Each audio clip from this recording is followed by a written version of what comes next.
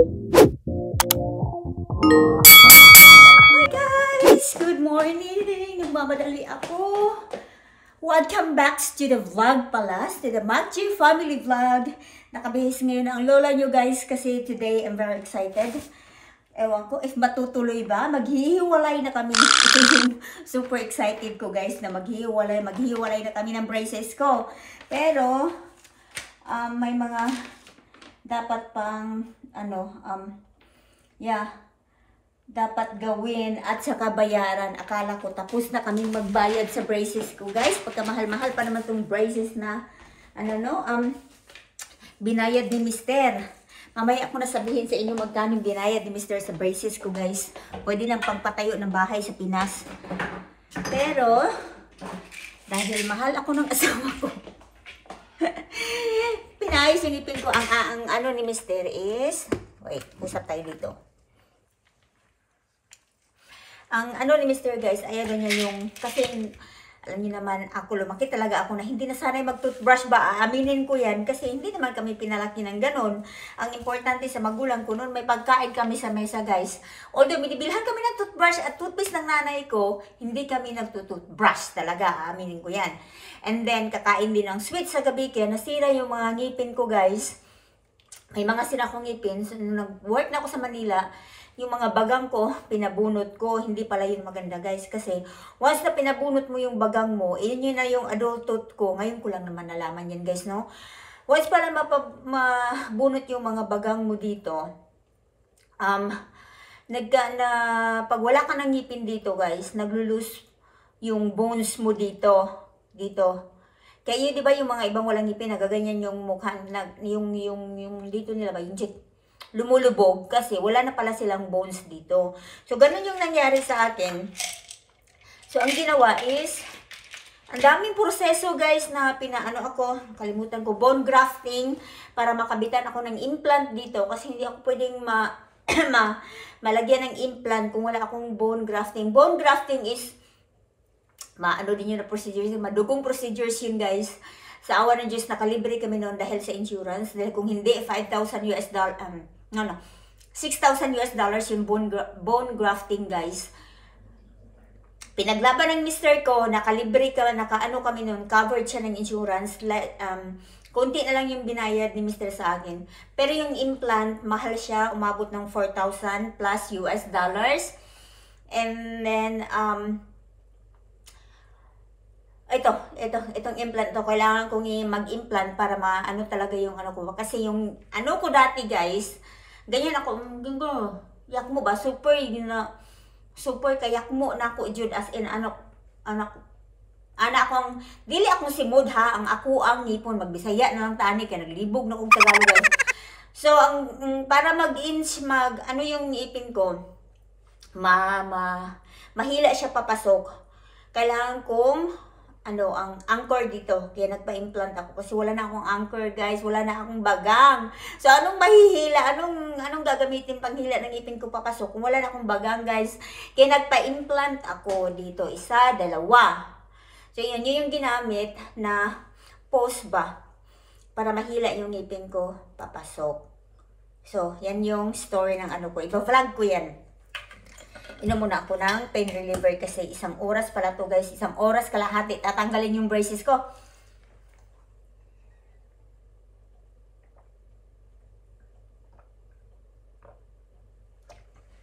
(9:30) yung appointment ko. Mabilis lang naman pumunta dun guys. And si Liam, hindi namin pinapasok today kasi appointment din niya sa eye doctor ni Liam. Maghiwalay kami ngayon ni Mister. Kasi siya yung nagdala kay Liam sa eye doctor. And then ako naman ang pupunta sa pagpapatanggal ng braces ko guys. Hindi namin pinapasok si Liam ngayon. Kasi kung ika-cancel sana ni Mister yung ni Liam, yung eye doctor appointment ni Liam. Naku, ang next available is December pa. Kaya sabi ni Mister, okay, i-pull out na lang natin si Liam sa school. Dalhin mo si Liam sa eye doctor. Magiging busy ngayon si Mister kasi after ay doktor, uwi sila dito, ay I think magde-date muna yung mag-ama. Ano daw niya si Liam, kakain daw sila sa labas for breakfast. Moment nila yun guys. Then after that, uwi sila dito, hintayin nila ako, and then, si Mr. is, dadalhin niya si grandma mamaya sa, doctor. So, i-on ko muna yung vacuum ko. Pinain yung vacuum ko na, ano case ba? Robot vacuum. Pinatay ko lang kasi maingay siya. Magdakdak ako sa inyo. Mag-vlog ako sa inyo. Baka hindi niyo ako marinig. So, magdadrive na ako, guys.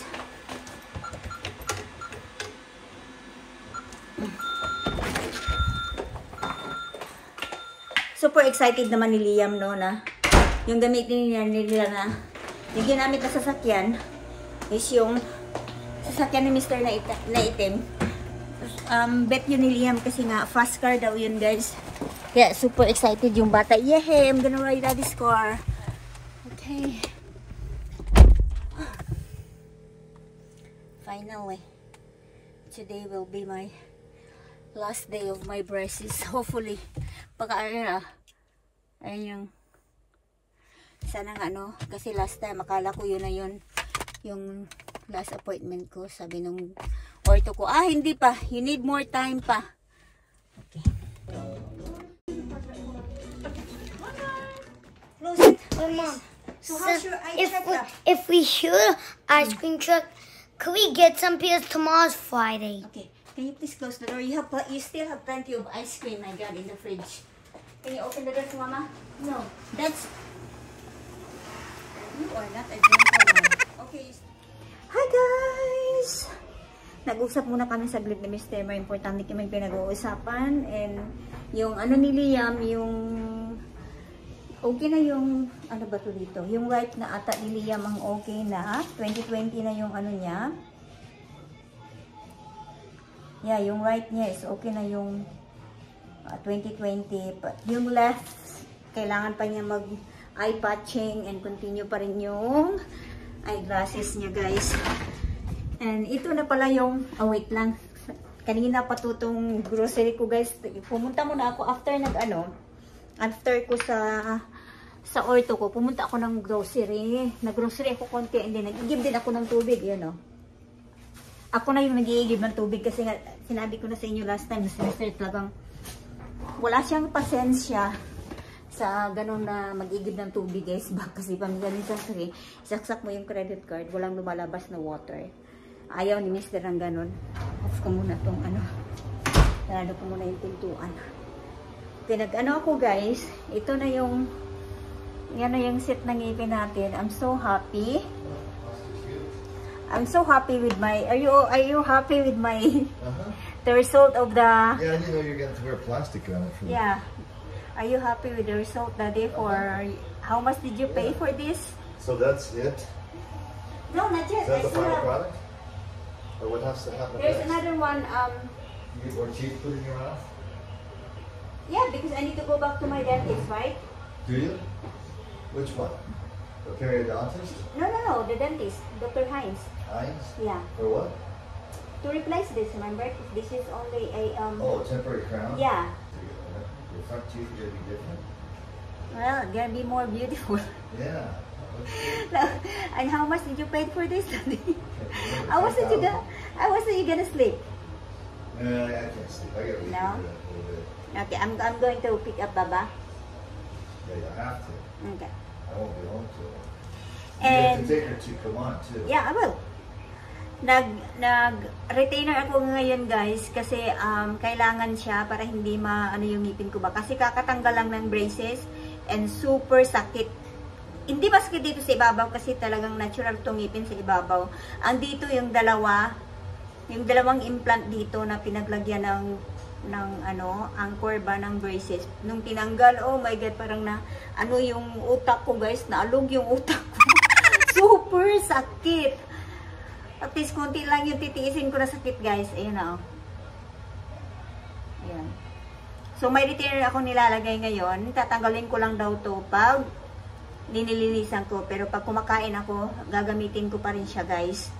So, siguro more on magiging liquid yung mga food ko nito. Pero anyway, napagsimulan ko naman na liquid yung food ko, guys. Yung lunch at saka breakfast ko, yung magiging dinner ko lang nito.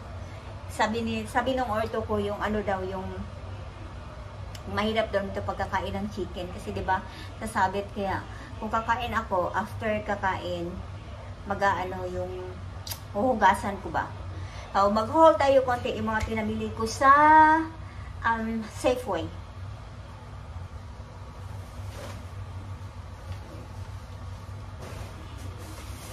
I got lemons here. Lemons. Ba't ka bumaba? Bananas.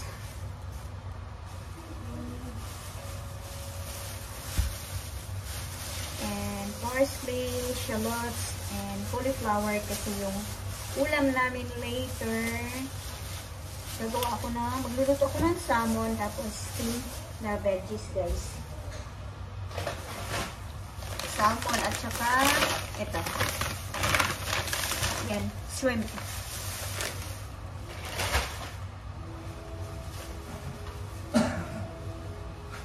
Yan, broccoli. So, magsi-celebrate kami kasi wala na akong braces. Ito, I need wine kasi kailangan ko to siya sa sauce for my fish. I got matua. And then, white wine vinegar. I got water soda too, daddy. Huh? Soda water. Okay. And I need this whipped cream. And ano ba ba? Dami ko plastikan. Ito, mga panglinis na to, guys. Panglinis kasi kailangan ko ng panglinis na ng bahay. Wala nang panglinis yung katulong. So, ito. Hindi ako ng tatlo. Ito, maganda to siya para sa yung water bitaw na lagi. Yung pumuputi, yung mga guys. Yung faucet, spray mo to, nawawala. Ang tawag yan, calcium Yeah, calcium remover. Okay. Naputian ko pa to, guys.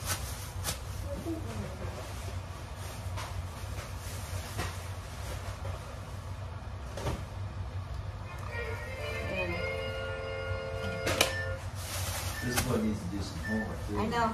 He needs to sit down there and do homework. I'm hungry. I need to drink this one first, but with straw. Eat first.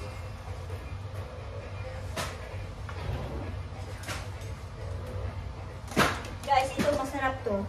Ilan na ang nakain ni Liam? How many did you eat here, Liam? 1, 2, 3, 4, 5. Here, that's one. You got 2 or 10 pieces? Wow, you already ate 4 pieces of that, Lee. Ganun tayo, guys. Akong kain, nagutom ako. Hindi ako mag-exercise ngayon. Siguro dahil super excited ko kagabi. Natatanggalin na yung braces ko. Hindi ako nakatulog. At the same time, busog din ako kasi di ba nag-junk food kami kahapon. Yung burger sa Sonic. Hindi ako nakatulog, guys. Super yung tiyan ko. Parang busog na busog ako ba.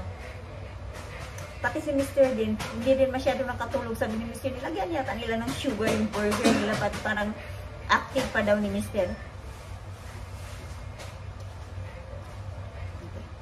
Pagkatapos ko nitong uminom, guys, tatanggalin ko na naman ito, linisan, tapos saka ko ibalik. Okay.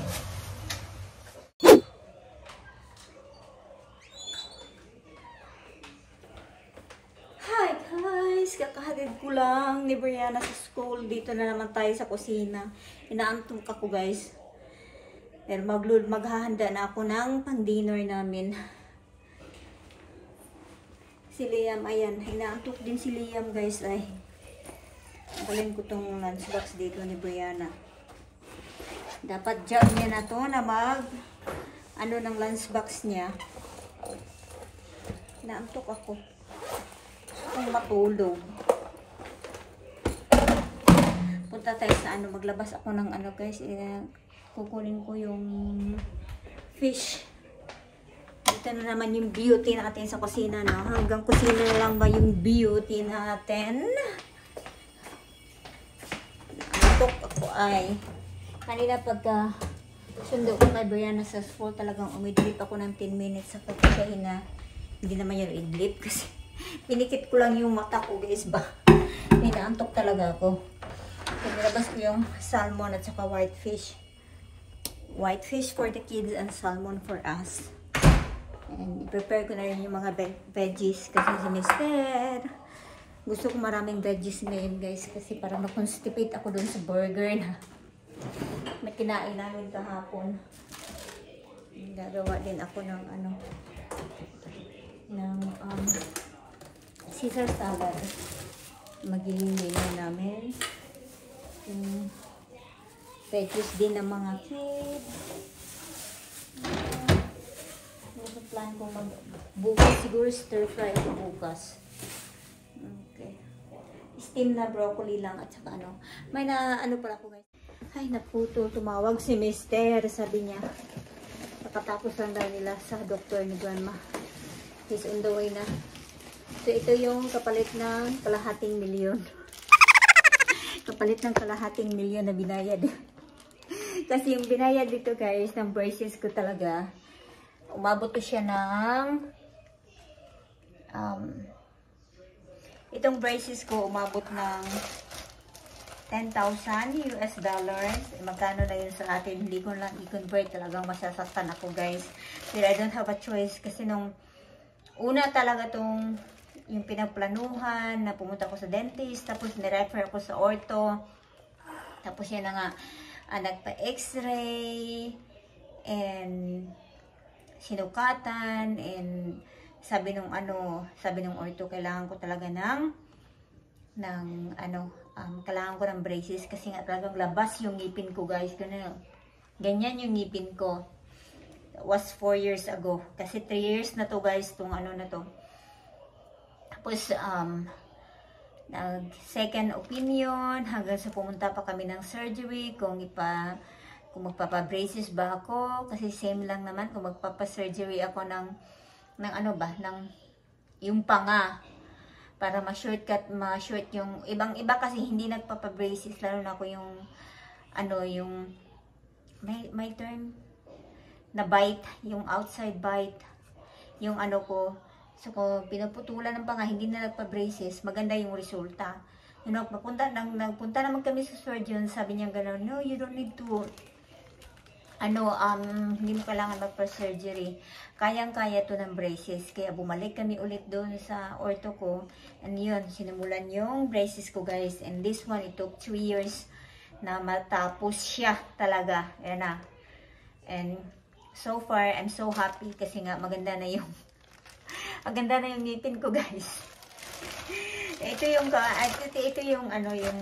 yung pabaon nila. Pero kailangan ko pa rin bumalik doon para sa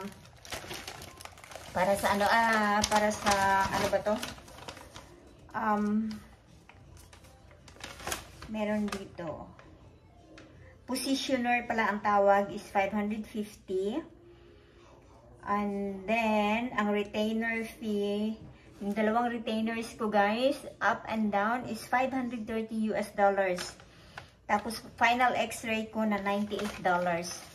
Ayun, madugong siya guys, hindi siya hindi madali guys, pero dahil si Mr. before talaga ito nagsasabi ko, okay lang naman yung ngipin ko, huwag mo nang anuhin.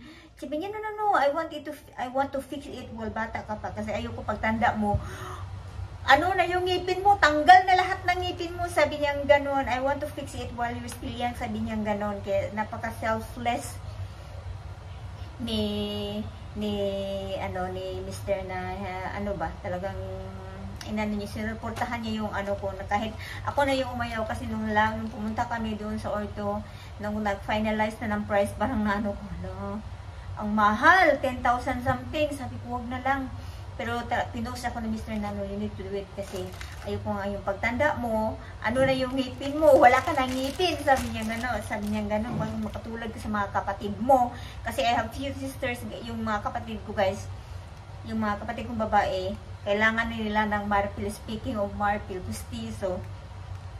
Yan yung project ko next na uwi na palagyan ko sila ng pustiso guys. Ito yung lalagyan ko pala ng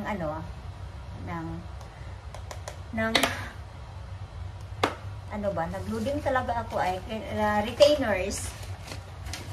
And then Look what I've got. Oh my God. Look what I've got. Look what I've got. What is that? Wait, So that means I am allowed to eat all of those. for my field trip or for tomorrow. For your field trip, you need to choose which one you want to bring for your field trip. Okay? Bob's that? gonna get jealous. Really? Yeah. But we'll share some to Baba too. What is that? Show it to them. Wait, can I bring 2 snacks? You can. Miss Lucia, we can only bring 2 snacks. Okay. Hey, what's this? So ito guys, may mga pa-sweets, may toothpaste, may toothbrush. Ayan, may ano siya, floss. That means I'm allowed to eat all of This those is stuff. Baba. That's for Baba. Okay. So yan yung paano nila sa akin guys. Pa-free nila sa akin sa kalahating milyon na more than kalahating milyon na binayad ni Mr. sa akin. Sa pagpapaganda guys. Tiis ganda po guys kasi hindi talaga madali para sa akin ang braces. Lalo na pag ano siya, implant, masakit talaga guys, mararamdaman mo talaga yung nuot yung sakit, not unlike dito sa ibabaw na original na ngipin na walang ano, hindi siya implant, hindi masyadong masakit, pero dito talaga guys, every time na ina-adjust nila, mararamdaman ko talaga yung sakit guys. What's that? Yeah. That's for your dinner later. Yeah. Tomorrow? Okay, you choose which one?